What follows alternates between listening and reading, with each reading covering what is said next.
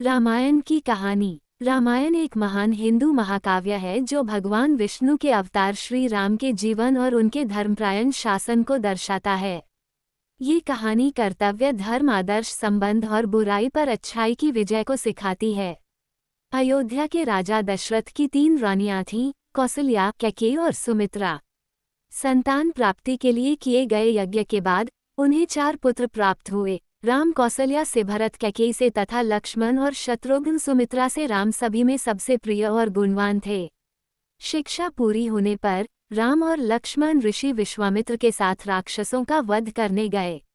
इसी दौरान राम ने मिथिला नगरी में राजा जनक द्वारा आयोजित स्वयंवर में शिव धनुष को तोड़कर सीता से विवाह किया।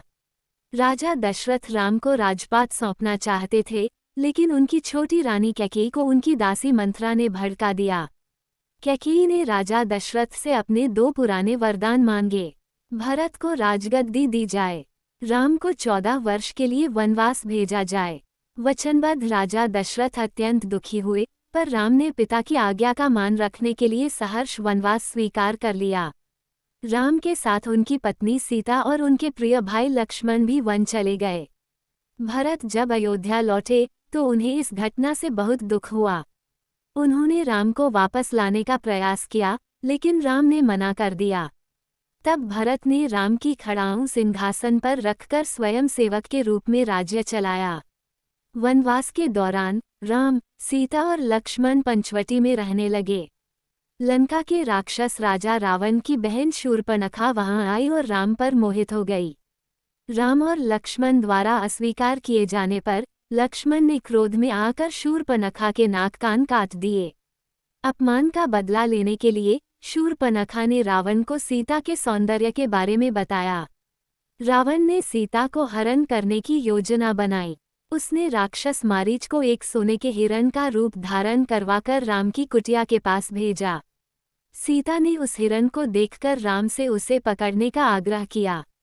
हिरण के पीछे राम और लक्ष्मण के चले जाने के बाद रावण साधु का वेश बनाकर सीता के पास पहुंचा और उनका अपहरण कर उन्हें अपने विमान पुष्पक में बिठाकर लंका ले गया।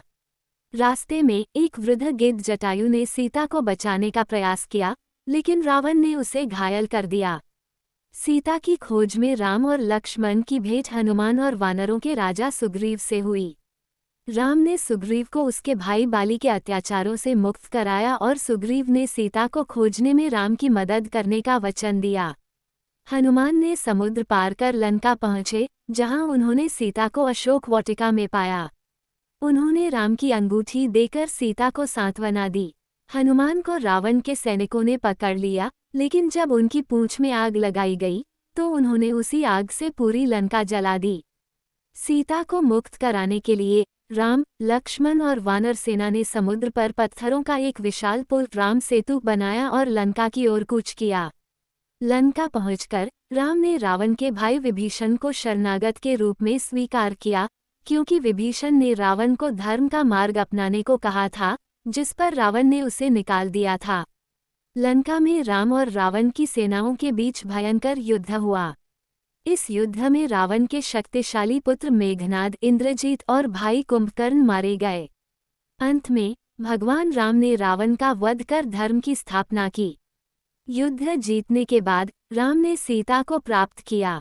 14 वर्ष का वनवास समाप्त होने पर राम, सीता, लक्ष्मण और हनुमान पुष्पक विमान से अयोध्या लौटे।